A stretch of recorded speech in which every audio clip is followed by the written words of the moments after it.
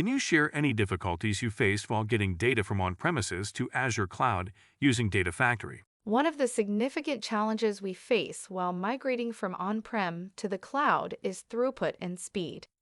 When we try to copy the data using copy activity from on-prem, the process rate could be faster, and hence we need to get the desired throughput.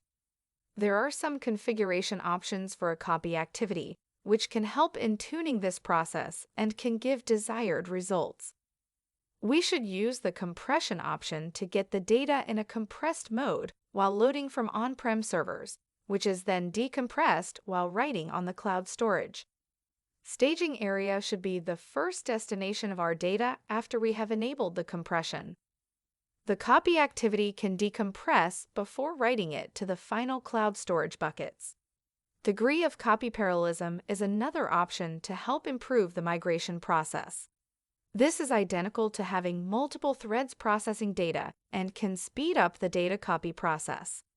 There is no right fit for all here, so we must try different numbers like 8, 16, or 32 to see which performs well.